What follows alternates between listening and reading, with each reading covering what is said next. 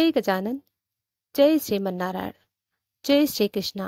प्रिय भक्तों, आज हम सुनेंगे जन्माष्टमी की स्पेशल कथा।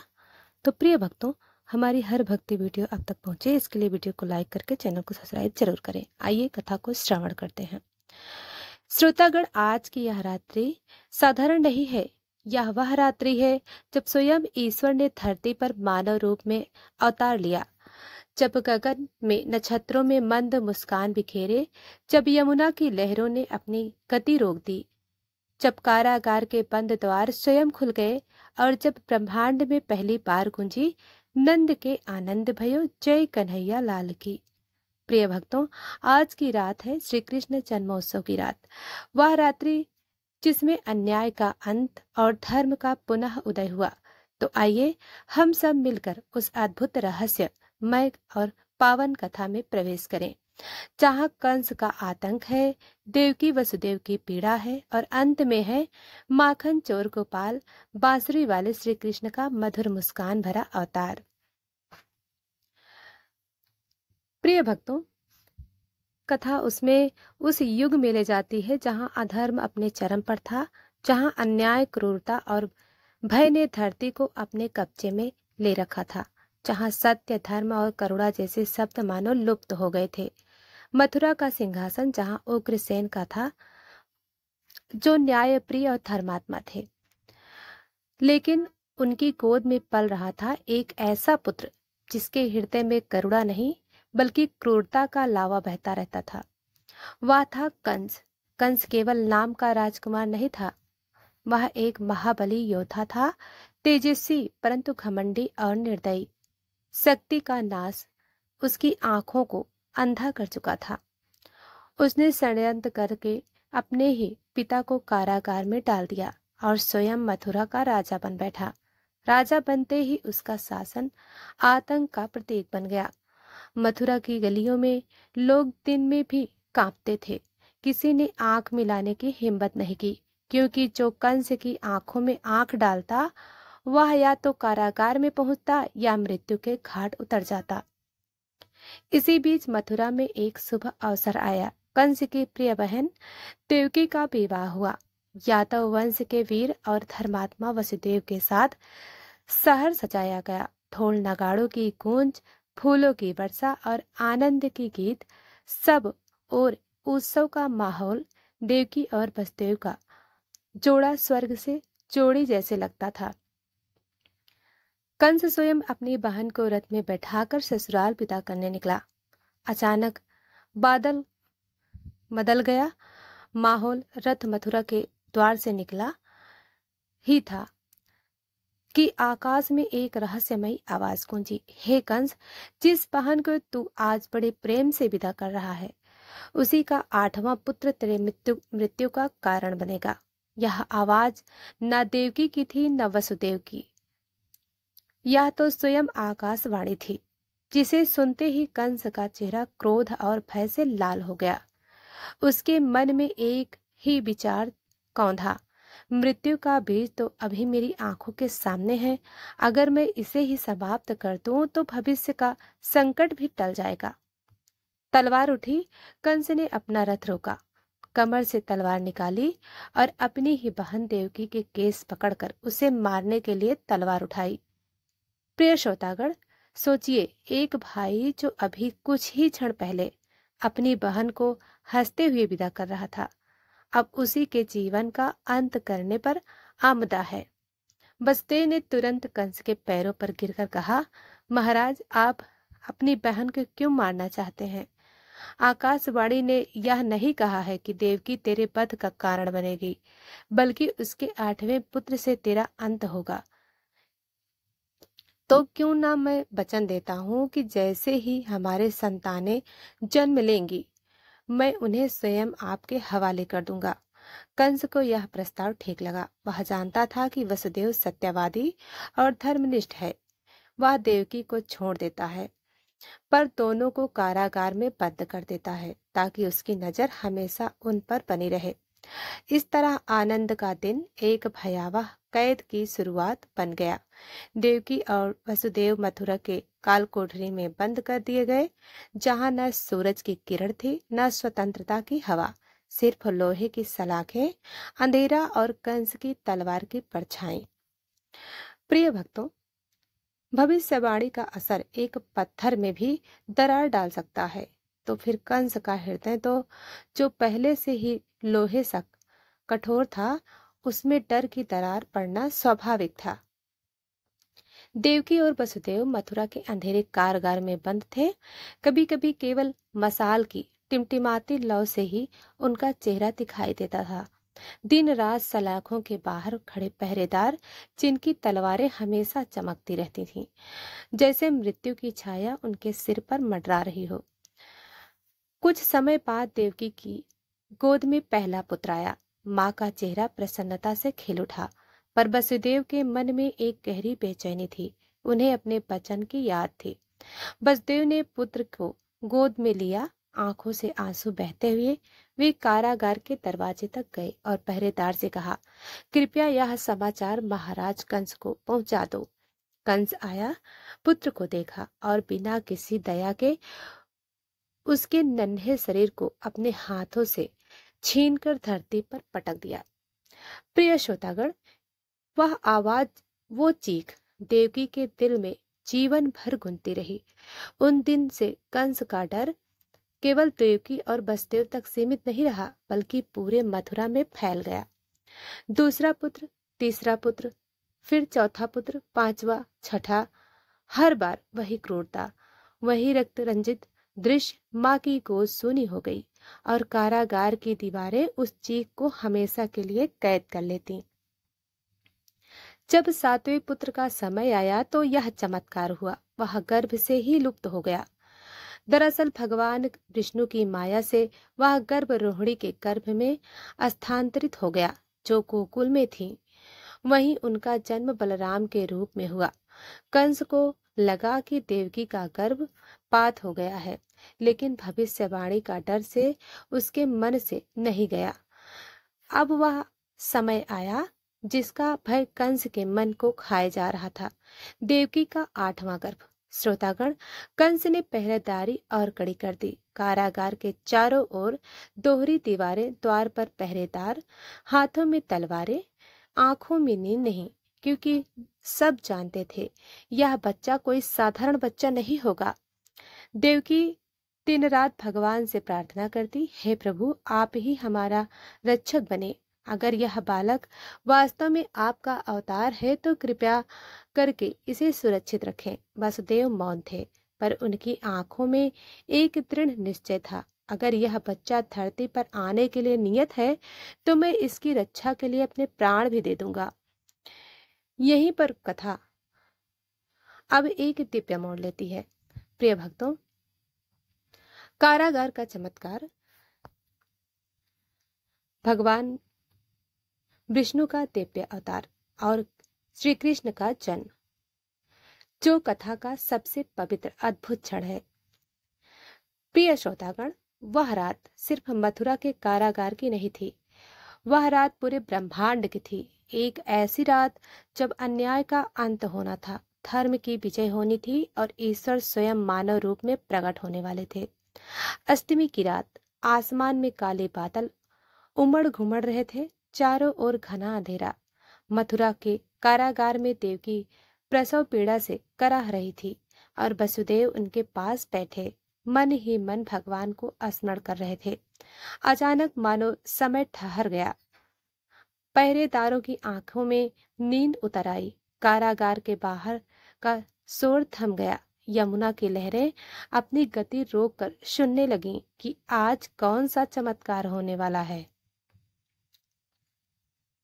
देवकी के कारागार में एक तेजस्वी प्रकाश फैल गया। उस प्रकाश के मध्य प्रकट हुए 4 भुजाओं वाले भगवान विष्णु, शंख, चक्र, गदा और पद्म धारण किए हुए, पीतांबर वस्त्र, कौस्तुभ मणि से अलंकृत, सिर पर मुकुट और चारों ओर दिव्य ज्योति का मंडल। मधुर स्वर में भगवान बोले, मात देवकी, पित वसुदेव, भय मत करो, मैंने ही 7वें गर्भ में बलराम के रूप में जन्म लिया था और अब 8वें पुत्र के रूप में आपके पास आया हूँ। आपके पूर्व जन्मों के पुण्यों और भक्तिभाव से प्रसन्न होकर मैंने इस बार मानव रूप धारण करने का संकल्प लिया है। मेरा यह अवतार कंस के अत्याचार को समाप्त करने और धर्म की पुनः स्थापना करने के लिए है। इतना कहकर भगवान ने अपना दिव्य स्वरूप त्याग कर एक नन्हे सुंदर श्याम वर्ण बालक का रूप ले लिया। उसके अंग अंग में अद्भुत चमक थी, आंखों में असीम प्रेम, होठों पर हल्की सी मुस्कान और पैरों में छोटी सी पायल, जिसकी झंकार ने मानो पूरी धरती को जगाया हो। देवकी ने पहली बार अपने पुत्र को गोद में लिया। आंखों में आंसू बहते रहे। ये आंसू दुख के नहीं बल्कि अद्भुत सुख और भक्ति के थे। वसुदेव का हृदय भी गर्व और कृतज्ञता से भर गया। उन्होंने तुरंत भगवान के आदेश को याद किया कि इस बालक को गोकुल में यशोदा और नंद के घर पहुंचाना है और उनकी नवजात पुत्री को यहाँ लाकर रखना है। अचानक कारागार के रास्ते सारे ताले अपने आप खुल गए। लोहे की जंजीरें गिर पड़ी। बड़े बड़े दरवाजे ऐसे खुल गए मानो स्वयं सृष्टि ने भगवान के मार्ग को प्रशस्त कर दिया हो। पहरेदार गहरी नींद में सो गए। वसुदेव ने तो देवकी से बालक लिया और उसे टोकरी में रखकर सिर पर उठाया। आंखों में दृढ़ संकल्प, पैरों में गति और मन में केवल एक ही मंत्र, गोविंद गोविंद गोविंद। प्रिय भक्तों, रात के अंधेरे में मथुरा का कारागार अब खुला था, पर वसुदेव के लिए यह यात्रा सिर्फ एक सफल नहीं बल्कि अपने पुत्र के जीवन की रक्षा का व्रत थी। वसुदेव ने नन्हे बालक को टोकरी में रखा। टोकरी का कपड़ा भीगे आंसुओं से नम था, क्योंकि देवकी अपने लाडले को भेजते समय बार बार देख रही थीं। उनकी आंखें कह रही थीं, जाओ मेरे लाल, तुम्हें यह माँ थोड़ी देर के लिए छोड़ रही है, लेकिन जल्द ही फिर मिलेंगे। आकाश के काले बादल छाए थे, बिजलियां चमक रही थीं। जैसे राह दिखाने के लिए वसुदेव कारागार से बाहर निकले। पहरेदार गहरी नींद में थे। किसी ने उन्हें रोकने की हिम्मत नहीं की। मथुरा से गोकुल जाने के लिए यमुना नदी पार करनी थी। जब वसुदेव तट पर पहुंचे तो उन्होंने देखा यमुना की लहरों से उफान पर थीं, मानो कह रही हो, मुझे भी इस ईश्वर का दर्शन कराओ। वसुदेव पानी में उतरे। लहरें घुटनों तक आईं, कमर तक आईं, फिर छाती तक पहुंच गईं। पर जैसे ही पानी ने भगवान के चरणों को छुआ, यमुना शांत हो गई और वसुदेव के लिए मार्ग बन गया। यमुना का पानी अचानक थोड़ा ऊंचा हुआ, मानो वह भगवान के चरण धोना चाहती हूँ। उसने हल्के से टोकरी को छुआ और फिर धीरे धीरे शांत होकर मार्ग दे दिया। प्रिय श्रोतागण, वह दृश्य सिर्फ वसुदेव की आंखों में नहीं बल्कि नदी की लहरों में भी अमर हो गया। वसुदेव रात के अंधेरे में गोकुल पहुंचे। वहां नंद बाबा के घर उत्सव का माहौल था, क्योंकि यशोदा के यहाँ भी एक पुत्री ने जन्म लिया था। परंतु यशोदा प्रसव वेदना के कारण गहरी नींद में थीं।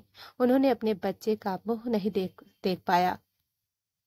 वसुदेव ने सावधानी से बालक कृष्णा को यशोदा के पास सुला दिया और वहां की नवजात कन्या को लेकर वापस मथुरा की ओर चल पड़े। यमुना ने लौटते समय भी उन्हें वहीं सम्मान दिया और वे सकुशल कारागार लौट आए। जैसे ही वसुदेव पहुंचे, ताले अपने आप फिर से बंद हो गए और पहरेदार अपनी नींद से जाग गए, जैसे कुछ हुआ ही ना हो।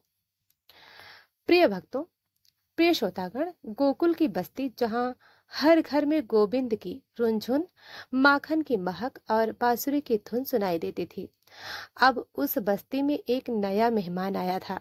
श्यामल वर्ण, मोहक मुस्कान और पैरों में नन्ही नन्ही पायल, जो चलने से पहले ही दिलों को नचा देती थी।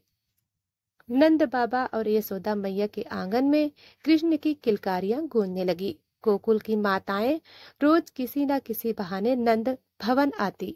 हम तो बस नंदलाल को देखने आए हैं, और नंदलाल के दर्शन होते ही उसका मन मोर की तरह नाच उठता। उस मथुरा में कंस बेचैन था। उसके जासूस चारों ओर फैले थे, क्योंकि उसे विश्वास था कि 8वां बालक कहीं ना कहीं जीवित है। एक दिन कंस ने राक्षसी पूतना को आदेश दिया, जा उस बालक को खोज और मार डाल। पूतना मायावी थी। वह एक सुंदर स्त्री का रूप धारण कर गोकुल पहुंची। उसके चेहरे पर मां सा स्नेह, पर हृदय में विष की ज्वालामुखी थी। वह सीधे नंद भवन में पहुंची और यशोदा से बोली, बहन, मैं तो इस नन्हे शिशु के लिए दूध लाई हूँ। यशोदा ने सहज ही अनुमति दे दी। पूतना ने कृष्ण को गोद लिया और अपने स्तन में लगाया, जिससे प्राण घातक विष लगा हुआ था। प्रिय श्रोतागण, पर वह कौन था? सिर्फ एक शिशु नहीं, बल्कि संपूर्ण ब्रह्मांड का स्वामी। कृष्ण ने पूतना को दूध पिया कृष्ण ने पूतना का दूध पिया और साथ ही उसका प्राण भी चूस लिया। पूतना का रूप भयानक हो गया। वह विशालकाय शरीर के साथ धराशायी हुई। गोकुलवासी भयभीत हो गए, परंतु कृष्ण मैया की गोद में मुस्कुरा रहे थे। नंद बाबा और यशोदा ने समझ लिया यह बालक साधारण नहीं, पर उन्होंने यह भी तय किया कि इसे साधारण बालक की तरह ही पालेंगे, ताकि इसका बचपन हंसी खुशी में बीते। प्रिय भक्तों, गोकुल में कृष्ण का बचपन अब सिर्फ माखन चोरी और बांसुरी की धुन तक सीमित नहीं था। उनकी हर लीला, हर कदम गोकुल वासियों के लिए आनंद और सुरक्षा का स्रोत था। परंतु उधर मथुरा में कंस की बेचैनी दिन ब दिन बढ़ रही थी। पूतना का वध सुनकर कंस तिलमिला उठा। उसने एक एक करके कई राक्षसों को भेजा, सक्टासुर, त्रिणावर्त, बकासुर, अघासुर, पर हर बार कृष्ण ने अपनी अद्भुत शक्ति से उन्हें समाप्त कर दिया। एक दिन गोकुल के एक बाल वन में खेल रहे थे। वहां एक विशाल अजगर अघासुर आया, जिसका मुंह इतना बड़ा था कि पूरा दल उसके भीतर समा सकता था। बालों ने सोचा यह कोई गुफा है, पर धीरे धीरे उसमें प्रवेश करने लगे। पर कृष्ण ने तुरंत समझ लिया यह कोई गुफा नहीं, बल्कि राक्षस है। वे भीतर गए और अपनी शक्ति से उसका प्राण हर लिया। जब अघासुर धराशायी हुआ तो देवताओं ने आकाश से पुष्प वर्षा की। एक दिन यमुना के जल में खेलते हुए कृष्ण ने देखा कि नदी का पानी जहरीला हो गया है। कालिया नामक एक विशाल नाग वहां वास कर रहा था। कृष्ण सीधे जल में कूद पड़े। नाग ने उन्हें जकड़ लिया, परंतु कृष्ण ने उनके फनों पर चढ़कर नृत्य करना शुरू कर दिया। ऐसा नृत्य कि देवता भी मंत्र मुग्ध हो जाएं। कालिया ने हार मानकर भगवान से क्षमा मांगी और वचन दिया कि वह यमुना छोड़ देगा। एक बार इंद्रदेव से नाराज होकर कृष्ण ने गोकुलवासियों को गोवर्धन पर्वत की पूजा करने का कहा, न कि इंद्र की।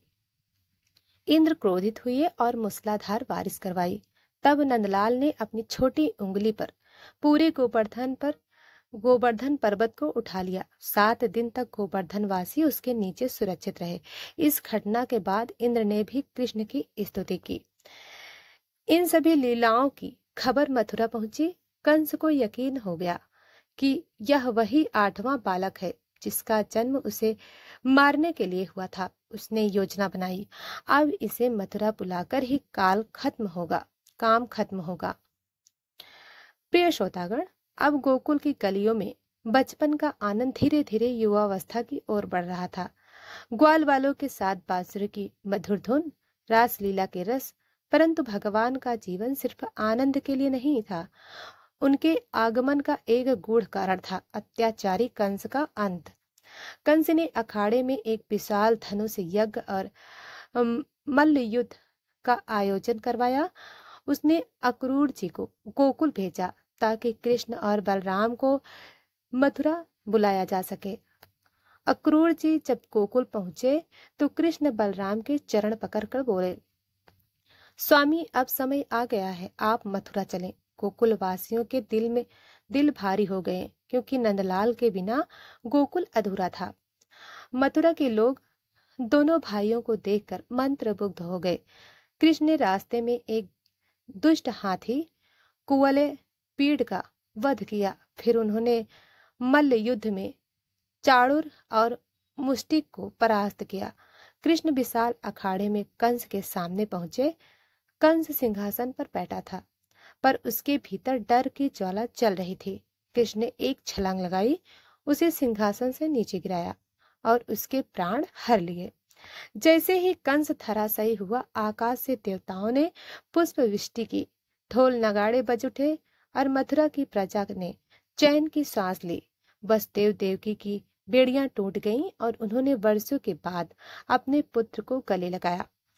प्रिय श्रोतागण, यह कथा सिर्फ इतिहास नहीं, यह हमें सिखाती है कि जब भी अधर्म बढ़ता है तब भगवान किसी न किसी रूप में अवतरित होते हैं और सच्चे भक्त को अंततः विजय अवश्य मिलती है। तो प्रिय भक्तों, यह थी कृष्ण जन्मोत्सव की कथा। वीडियो पसंद आए तो वीडियो को लाइक करके चैनल को सब्सक्राइब करें। आज जन्माष्टमी है तो ज्यादा से ज्यादा लोगों को शेयर करें। जय श्री कृष्णा।